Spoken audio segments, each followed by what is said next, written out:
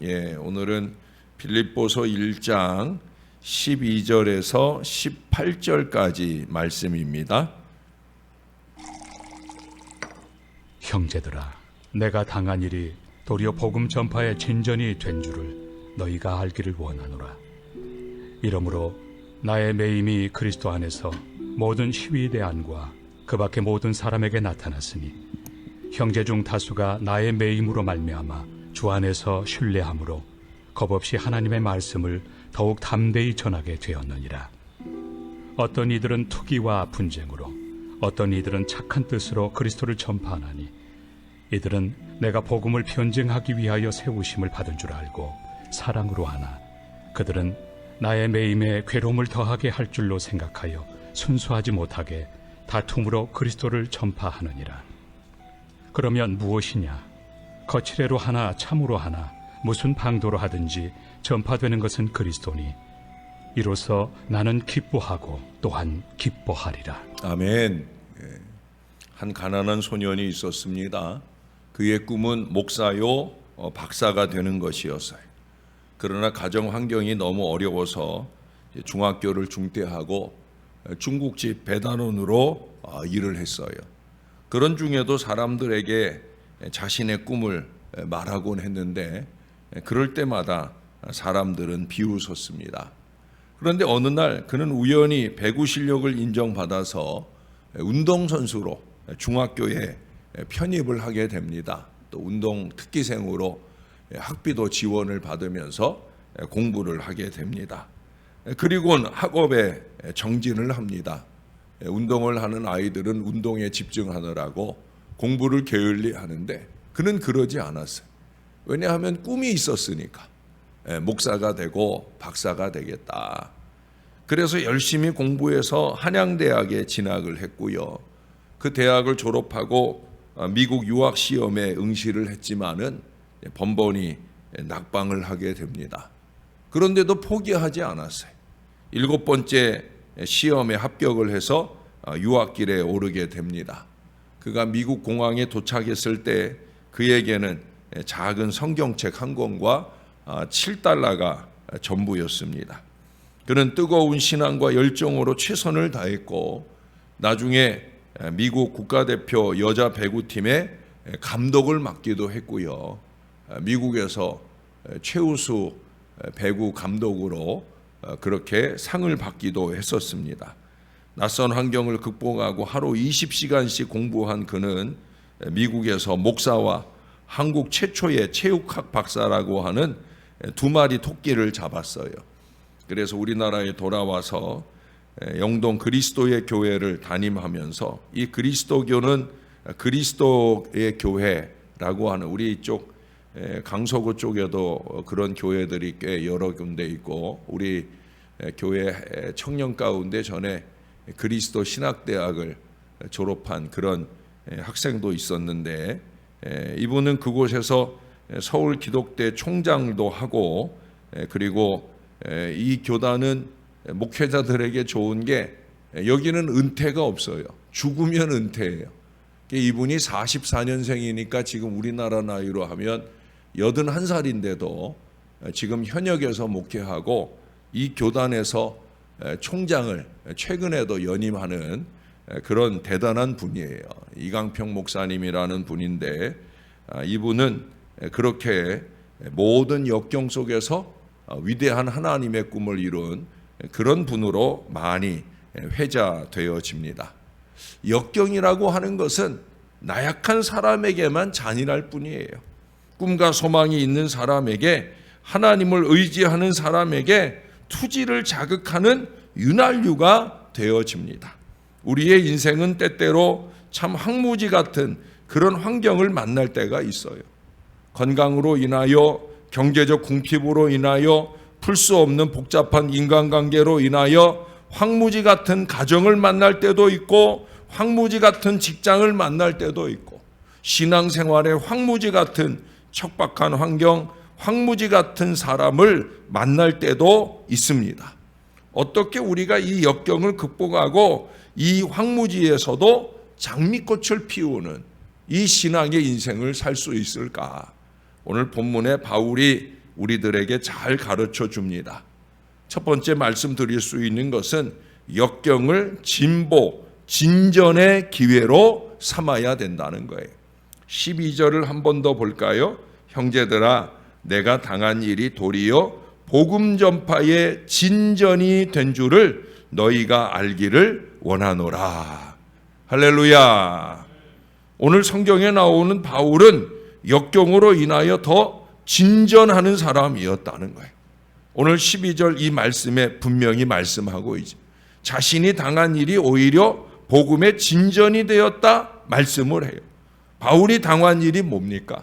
13절 14절을 보세요. 이러므로 나의 매임이 그리스도 안에서 모든 시위대 안과 그 밖의 모든 사람에게 나타났으니 형제 중 다수가 나의 매임으로 말미암아 주 안에서 신뢰함으로 겁없이 하나님의 말씀을 더욱 담대히 전하게 되었느니라. 로마 감옥에 갇힌 거예요. 복음을 전하는 그에게 있어서 최악의 환경이잖아요. 그렇죠? 자유롭게 다녀야 복음을 전하는데 오히려 갇혀버렸다는 거예요. 어떤 사람들은 이 바울의 투옥을 보며 이제 바울은 다 끝났다라고 생각했을 거예요. 그러나 바울은 괴롭고 고통스러운 그 환경을 복음의 진전을 위한 것이라 생각을 하고 있다는 거예요. 복음을 전파하는데 오히려 도움이 되었다 고백하고 있어요.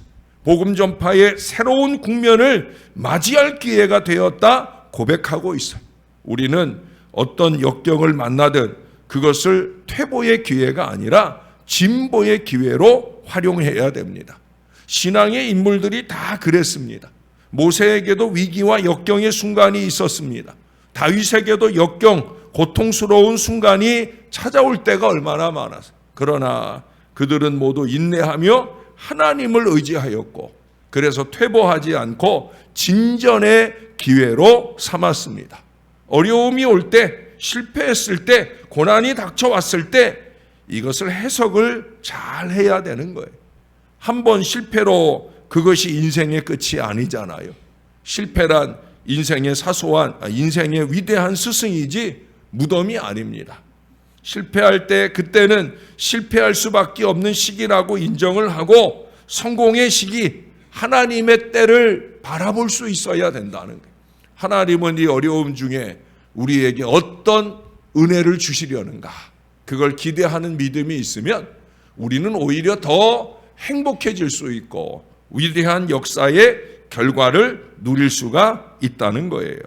하나님은 역경의 과정을 통해 오아시스로 보내는 겁니다. 암흑 같은 황무지가 있습니까? 퇴보의 기회가 아니라 진전의 기회로 삼을 수 있게 되기를 바랍니다. 나의 당한 일이 질병일 수도 있지요. 경제적 어려움일 수도 있습니다. 바울과 같이 감옥에 갇히는 것일 수도 있을 거예요. 부부 사이에 찾아온 위기일 수도 있습니다. 자녀의 탈선일 수도 있습니다. 인간관계에 풀리지 않는 사슬일 수도 있습니다. 그러나 그 모든 것은 복음의 진전의 기회로 삼을 수 있어야 된다는 거예요. 그러려고 하면 믿음을 보여야 되는 거예요. 예? 더 열심히 있게 깨어서 믿음으로 기도하고 그래서 위대한 하나님의 승리를 거머쥘 수 있을 때 우리는 그것을 복음의 기회로 삼을 수 있다는 거예요. 역경을 만나면 핵심 가치에 집중할 수 있어야 됩니다. 18절을 한번 볼까요? 그러면 무엇이냐? 거칠애로 하든 하나 참으로 하나 무슨 방도로 하든지 전파되는 것은 그리스도니 이로써 나는 기뻐하고 또한 기뻐하리라. 바울의 신앙의 핵심 가치는 복음 전파예요. 바울은 이러나 저러나 복음만 전파되면, 그리스도만 전파되면 그것이 바울의 기쁨이었다는 게 정말 대단한 신앙이 아닐 수 없어요. 우아함을 좋아하는 여성 중에는 화장품을 피부보다 더 사랑하는 사람들이 있어요. 피부가 핵심 가치인데 주변 가치인 이 화장품을 더 소중하게 생각한다는, 화장품은 주변 가치에 불과합니다. 피부보다 더 중요한 것은 생명이지요. 화장품은 피부를 보존하고 피부를 건강하게 하는 데 쓰임받는 보조품에 불과합니다. 어떤 우아함을 좋아하는 아주머니가 있었다고 합니다. 하루는 우아하게 화장을 하고 외출을 하는데 자기 멋진 자가용을 타고 내거리 신호대 앞에서 차를 딱 세워뒀는데 신호가 바뀌었는데도 꼼짝을 하지 않는 거예요. 그래서 교통경찰이 황급히 다가와 물었습니다. 부인, 신호가 바뀌었는데 왜 출발하지 않으십니까? 혹시 차에 무슨 이상이라도 있나요? 라고 물었어요. 그러자 이 부인이 교통경찰을 빤히 쳐다보면서 이렇게 말했답니다. 마음에 드는 색깔이 나올 때까지 기다립니다. 라고 말했다는 거예요. 저는 궁금해요. 그녀가 마음에 드는 색깔은 어떤 색깔일까? 그러나 자기 마음에 드는 색깔에 자기 마음대로 차량을 운전했다가는 아마 생명을 잃을 수도 있을 거예요. 시간이 지나면 다 없어질 주변 가치에 목숨 걸고 사는 인생은 불행한 인생입니다. 일시적으로 유행들, 시간 지나면 다 없어질 것들에 목숨 걸어서는 안 되는 거예요. 그런데 사람들은 자꾸 본질 아닌 것에 얽매이고 있어요. 특별히 역경에 처하면 비본질적인 것에 얽매이기가 쉽습니다. 늙어지면 늙어지는 건데 불구하고 사소한 며느리의 말도 괘씸하게 여길 때가 있어요. 병이 들면 모두가 서운하게 느껴집니다. 실직하면 전에는 아무것도 아닌 사소한 것에 얽매이기 쉽습니다. 아내가 외출하여 밥 한 끼 챙겨주지 않으면 자신이 실직해서 무시한다고 생각을 하게 되겠지요. 신앙생활하면서 주변 가치에 얽매여서 실망하지 마시기를 바래요. 주변 가치는 그냥 주변 가치로 그럴 수도 있을 거라 생각하시고 고난이 찾아오고 역경에 처할수록 우리는 조금 더 핵심 가치에 집중하면서 이 역경을 극복할 수 있어야 됩니다. 우리의 핵심 가치는 뭡니까? 바로 하나님이죠. 하나님께 집중하는 거예요. 주변적인 상황에 매이지 말고 하나님께 더 집중하고 하나님을 더 의지하면 우리는 위대한 승리의 주인공이 될 수 있을 줄 믿습니다. 그래서 필요한 게 뭐예요? 역경에 처할 때 믿음의 눈으로 바라보며 기뻐해야 된다는 거예요. 우거지상은 우리 것이 아니라는 거예요. 예? 바울이 고백하잖아요. 전파되는 것은 그리스도니 이로써 나는 기뻐하고 또한 기뻐하리라. 기뻐하리라. 그게 뭐예요? 결단이에요. 기뻐하겠다는 거예요. 사람들이 역경에 처하면 세 가지 중 하나로 반응을 보입니다. 첫째로 극복형이 있어요. 자신에게 불리하고 고통스러운 환경을 하나님이 주신 시련으로 생각하고 오히려 극복하려고 노력하는 사람이. 둘째는 방종형입니다. 자신에게 불리하고 고통스러운 그 환경을 핑계로 소극적이 되고 회피적인 자세로 사명은 게을리하며 쾌락의 종이 되어집니다. 셋째는 포기형입니다.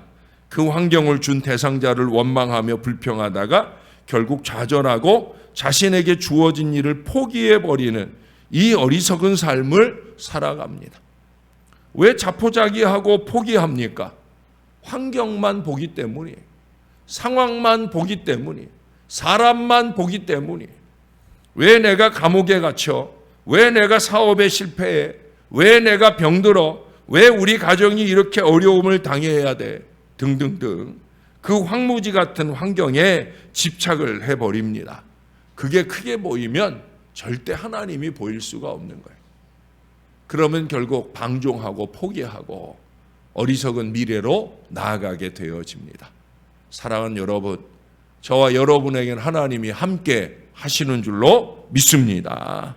하나님이 계셔요. 손에 가시가 박히면 신경이 온통 그 가시에 집중하듯 우리 인생은 어려움이 닥쳐오면 그 어려움에서 생각이 벗어나질 못해요. 생각이 황무지의 포로가 되어서 절망해 버리는 거예요. 그러나 바울을 보세요. 자신의 환경은 지금 감옥입니다. 같은 신앙을 가졌다는 사람들 중에서도 오늘 본문에 이들은 말하는 사람들은 바울에게 우호적인 사람들이고, 그들은이라고 말하는 사람은 같은 신앙을 가졌음에도 불구하고 바울에게 어려움이 되는 사람들이. 왜 신앙을 가졌는데 불구하고 복음 전파에 열심인 바울에게 이 바울을 대적하고 어려움을 줄까? 참 안타깝지요. 그러나 언제나 그런 사람들은 어느 곳에나 있어요. 그런데 그는 그것을 바라보면서 절망하지 않았다는 거죠. 오히려 뭐라 그래요? 복음이 증거되는 것을 보면서 기뻐하고 기뻐한다고. 할렐루야. 이게 신앙 아니겠어요? 어두울수록 별은 더 빛나는 겁니다. 물론 구름, 비구름으로 어두운 경우는 다르고요. 그러나 비구름이 아니라고 하면 어두울수록 별은 더 빛날 거예요. 이번에 몽골 가서 제일 아쉬웠던 거 하나만 꼭 꼽으라고 하면 별을 못 보고 왔다는 거예요. 그 어마어마하게 많은 별이 많은 그 테를지 초원에서 우리 하나님이 한 번만 좀 맑은 밤을 주셨으면 좋았을 텐데, 그거 하나만 좀 섭섭한 마음이 있을 정도로 별을 못 보고 왔는데, 그러나 여러분, 우리의 인생길에 어두움이 찾아왔을 때, 그럴 때 우리는 우리 하나님께서 더 많은 빛나는 일들을 주실 것이라. 우리의 마음에 있는 것은 불이 난다고 하여도 절대로 빼앗아갈 수 없는 믿음으로 이겨내야 되는 거예요. 동기야 어떻든 전파되는 것은 그리스도니 이것을 기뻐할 믿음, 바로 그것이 필요하다는 거예요. 자신의 처지와 자신의 문제가 아니에요. 그리스도가 증거되는 것 그 하나로 얼마든지 기뻐하고 있는 거예요. 박정민 선교사님 혹시 머리를 보셨습니까? 머리가 많이 빠져 있어요. 네. 그 몽골 땅의 목회가 얼마나 어려우면 사모님 머리가 그렇게 많이 빠졌을까? 제가 이제 키가 크니까 이렇게, 사모님이 키가 작으니까 아무래도 이렇게 내려다보게 되어지다 보니까 머리 속에 머리가 많이 없으시더라고요. 얼마나 많이 힘들까. 근데 그런 중에도 그분이 한 번도 얼굴을 찡그린 적이 볼 수가 없어요. 남편에게 김근영 선교사님에게 뭘 좀 하라고 얘기할 때 외에는 이분은 항상 밝게 웃으면서 우리를 대하고 있는 그런 모습을 봅니다. 핵심 가치가 뭡니까? 그리스도가 전파되는 거예요. 그것을 위해 기뻐하는 거예요. 그분들이 15년 세월 동안 당한 그 수많은 고통과 아픔이 있었다 할지라도 그리스도가 증거가 되면 만족하고 기뻐하는 거예요. 사랑하는 여러분, 역경을 만날 때 불평하지 말아야 됩니다. 시르와 좌절에 빠지지 말아야 됩니다. 자포자기 상태가 되어서도 안 되는 거예요. 모든 환경이 하나님의 통제 아래 있으며 결국은 나의 유익이 된다는 것을 믿고 우리 하나님을 신뢰해야 하는 겁니다. 그러한 환경을 오히려 기뻐할 수 있는 그런 건강한 그리스도인이 되며 승리자가 다 될 수 있기를, 그래서 저와 여러분을 통해 더 많이 복음이 진전되어지는 놀라운 은혜가 넘쳐나기를 우리의 구주 되시는 예수님의 이름으로 간절히 축원합니다. 기도하겠습니다. 좋으신 하나님 감사합니다. 하늘 아버지 은혜 속에 살기를 원하여 오늘도 월요일 새벽 아침을 깨웠나이다. 6월의 마지막 한 주간 우리가 더 기도하며 우리 하나님의 위대한 승리의 역사를 우리의 삶에 맛보기를 원하여 주 앞에 무릎 꿇었나이다. 우리만 아니라 우리가 위하여 기도하는 모든 일들, 우리의 사랑하는 가족들, 자녀들, 또한 우리의 교우들, 또한 우리가 알고 있는 선교지의 모든 사역들을 위한 우리의 믿음의 기도가 승리의 전진을 이어가는 믿음의 진보를 이루고 복음 전파의 진보를 이루는 능력의 기회가 되도록 이끌어 주실 줄로 믿습니다. 그것이 기도하는 우리들에게 보장된 위대한 승리의 미래인 줄로 믿게 하여 주옵소서. 기도의 시간들을 낭비하지 않게 하시고 눈물의 기도로 매달리게 도와주시고 우리의 기도가 복음의 진보를 이루는 놀라운 기도가 되기를 소원하는 간절함이 있게 도와 주옵소서. 이제 몽골을 한번 다녀왔을 뿐입니다. 더 많은 선교지들이 우리를 기다리고 있습니다. 우리의 기도를 기다리고 있습니다. 우리 하나님, 더 많은 기도로 섬기며 믿음의 기도로 승리의 전진을 이어갈 우리 신월 제일교회가 되게 하시고 선교지의 모든 선교사들이 될 수 있도록 은혜를 베풀어 주시옵소서. 우리의 인생을 살며 크고 작은 문제를 만납니다.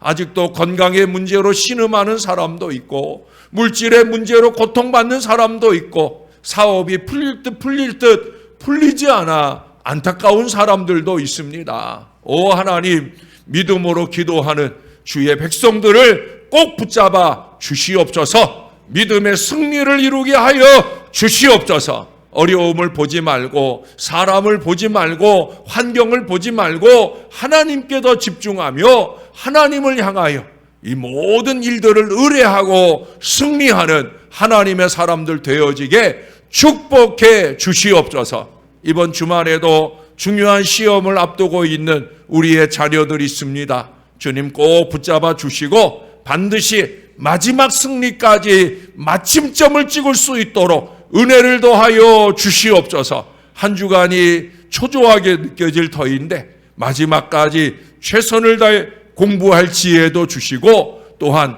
건강과 담대함도 주셔서 위대한 승리의 주인공 되게 하시고 배후에 기도하는 어머니들의 기도가 능력 기도가 되어지게 축복해 주시옵소서. 우리 하나님 함께 하실 줄 믿습니다.